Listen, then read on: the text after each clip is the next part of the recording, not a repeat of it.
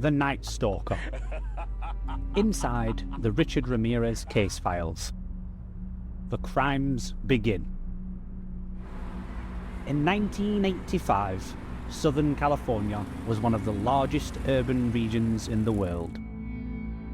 Millions of people lived across dozens of cities, connected by freeways, working late hours and returning home after dark. Most crimes followed predictable patterns: neighborhoods, motives, victim types. This one did not. What began as isolated incidents soon formed a case that police struggled to define, the media struggled to explain, and the public struggled to survive. By the time the investigators realized what they were dealing with, the damage has already been done.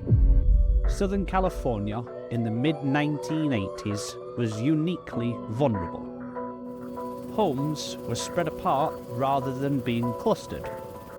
Many residents slept with windows open to manage the heat. Unlocked doors were common. The region's scale made coordination difficult. Multiple police departments operated independently, each responding to crimes within their own boundaries. What happened next would expose the limits of that system. The first account of murder, 1984. On 28th of June 1984, in Los Angeles, 79-year-old Jenny Vinkau was found dead in her apartment. Her son discovered her after noticing something unusual. A window screen had been removed. Inside, Vinkau had been brutally attacked. At the time, there was nothing to suggest her death was connected to anything larger.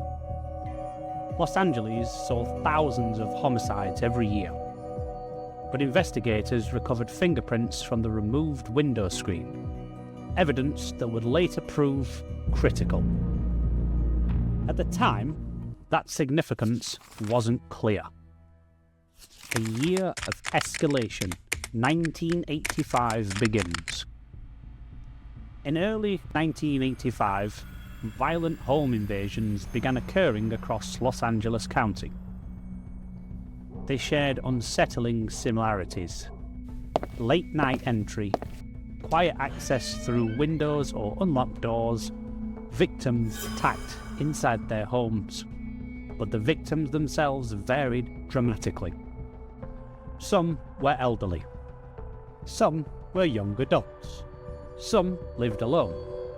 Others did not. This lack of consistency delayed recognition. Police departments treated incidents as separate crimes, not yet part of a single pattern. Rosemead, a turning point, March 1985. On the 17th of March 1985, Maria Hernandez returned home to her house in Rosemead late that night. As she entered her garage, she noticed movement behind her. A man appeared, raised a gun, and fired. The bullet missed. Hernandez ran. The attacker entered the house. Inside, her roommate, Dale Okazaki, was shot and killed. This attack changed how investigators viewed the case. It showed escalation. It showed confidence. It showed that the attacker was willing to kill multiple people in a single event. There was still no public identification. The media enters the story. As incidents continued, newspapers began drawing connections that police had not yet confirmed. The FBI file preserves these articles exactly as they appeared at the time. Fragmented, uncertain, and often speculative. Different outlets use different names: the Valley Intruder, the Night Prowler, and the Night Stalker. None of them knew which label would last, but the effect was immediate. Public awareness exploded. The San Fernando Valley attacks. By spring 1985, a cluster of nighttime home invasions in the San Fernando Valley drew increased attention. Residents were attacked while asleep. Entry was quiet. Window screens were removed rather than broken. Police issued public warnings advertising residents to lock doors and windows. Advice that would later feel tragically insufficient. The crimes appeared random. They were not. Tip lines collapse. One FBI vault headline reads, "Night Stalker, phone calls flood police." This was not an exaggeration. Police departments received hundreds of calls per day. Vague sightings, mistaken identities, neighbours reporting neighbours. Each call required follow-up. Resources were stretched thin. Investigators were now fighting two problems: an unknown offender and uncontrolled public panic. Graphic expansion, Orange County. In May 1985, attacks were reported in Orange County. This was critical. It suggested the offender was mobile, confident, and capable of travelling significant distances without detection. Southern California's freeway system allowed exactly that. Jurisdictional boundaries slowed information sharing. The attacker did not respect those boundaries. Victims without a pattern. One of the most difficult aspects of the case was the lack of a consistent victim profile. Men and women were attacked. Young and elderly victims were targeted. Some survived, some did not. This made profiling difficult and public guidance vague. People didn't know what behaviour increased risk, because no behaviour seemed to. The name that stuck. Eventually, one label dominated media coverage: the Night Stalker. The name mattered. It unified disparate crimes under a single identity, whether confirmed or not. For the public, the threat now had a shape, even if no face. Fear became personal. Investigators quietly connect the dots. While the media speculated, investigators focused on evidence, entry methods, timing, footwear impressions, and fingerprints. Details that don't change under pressure. Across departments, information began to align. The crimes were not random, they were connected. By mid-1985, Southern California was living in a state of permanent vigilance. Windows were sealed, lights stayed on overnight, people slept lightly. There was still no arrest, still no public suspect. But behind the scenes, the case was narrowing. Evidence was accumulating, and soon the Night Stalker would stop being a name and become a person. When the case narrows. By the summer of 1985, Southern California was no longer asking if the crimes were connected. Investigators were now asking how many were connected, and how close they were to stopping the next one. Behind the scenes, investigation was changing shape, not because the public had answers, but because the evidence was beginning to speak more clearly than the headlines. Forensics over fear. While the media focused on patterns of terror, detective focused on patterns of behaviour. Across multiple scenes, investigators documented quiet entries during late night hours, window screens removed rather than smashed, victims attacked inside their own homes, little effort to conceal presence. These were not dramatic details, but they were consistent. Evidence from earlier crime scenes, once thought isolated, was re-examined. Fingerprints recovered in 1984 were compared again. footwork impressions were analysed across jurisdictions, the case was no longer reactive. It was becoming cumulative. The importance of the 1984 fingerprints. The fingerprint evidence recovered from the Jenny Vinkow murder in 1984 now took on new importance. At the time of her death, the print had not yet led to an arrest. But now, with a suspected serial offender active across multiple counties, investigators returned to older evidence with fresh urgency. This was a critical moment in the investigation. It demonstrated something essential about major cases. They are often solved backwards. Evidence that seems insignificant at the start can become decisive once a pattern is recognised. Shoe prints and a rare detail.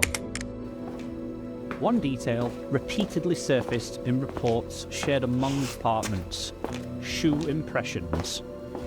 Investigators identified a distinctive type of footwear appearing at multiple seams. This wasn't a unique brand, but it was uncommon enough to narrow the field. The attacker had not changed shoes. That detail mattered because, unlike faces or descriptions, footwear leave consistent, measurable evidence. The case was tightening. The media release of a face. Eventually, investigators made a calculated decision.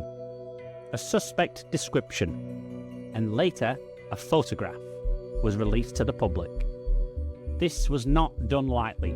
Police understood the risks: vigilantism, false accusations, compromised surveillance, but the scale of the case demanded public assistance. When the image appeared in newspapers and on television, something changed. The fear that had been abstract for months suddenly became specific. People weren't scanning shadows anymore, they were scanning faces. Recognition, not by police. The break in the case did not come from a task force or a lab, it came from recognition. In late August 1985, a man matching the released image was spotted in East Los Angeles. He realised he had been identified, and he ran. This moment is important, not because it was dramatic, but because it shows how public awareness can intersect with police work when evidence is already in place.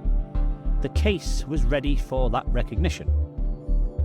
The capture, the community intervenes. What followed was not a controlled arrest.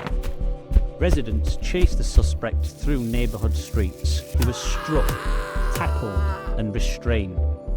By the time the police arrived, the man later identified as Richard Ramirez was injured and surrounded. This was not vigilantism driven by hysteria. It was recognition meeting exhaustion. The community had lived with fear for months. Now that fear had a physical form. Confirmation and release. Ramirez was taken into custody. Almost immediately, investigators began confirming what they already suspected. Fingerprints matched. Evidence aligned. Scenes connected. For law enforcement, the case shifted from prevention to prosecution. For the public, something else happened. People slept. Lights went off at night again. But the relief was not complete because many questions remained unanswered. The scale of the case becomes clear.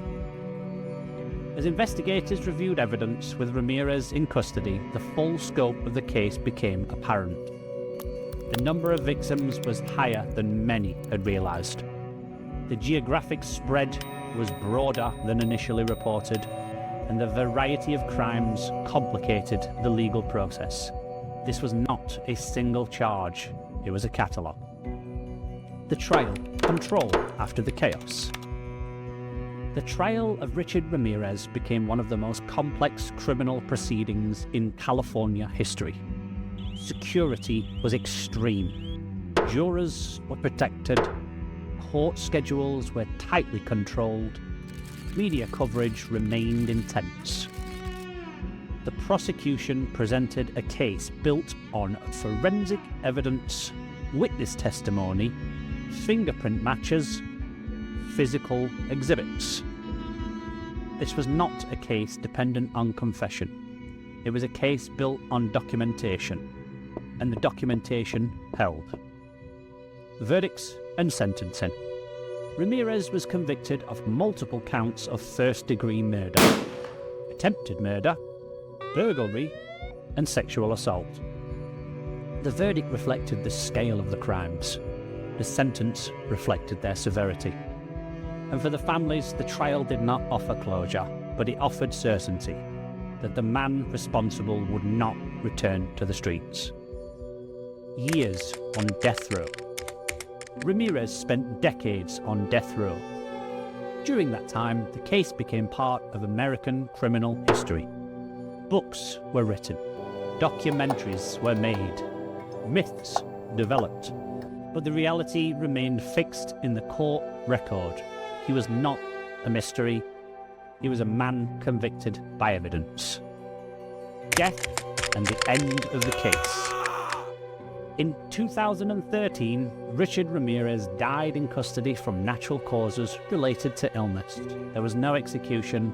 For some, that felt unresolved. For others, it marked the final administrative end of the case that had begun nearly 30 years earlier. But the case itself had ended long before, the night he was recognised and captured. What this case really shows. The Night Stalker case is often remembered for the fear it created. But fear was never what solved it. The case was resolved through evidence that accumulated over time, through records that were preserved when answers were not yet clear, and through investigators who continued to connect events long after public certainty had vanished. The FBI vault does not record a legend. It records the reality of an investigation under pressure and the ordinary processes that ultimately brought it to an end.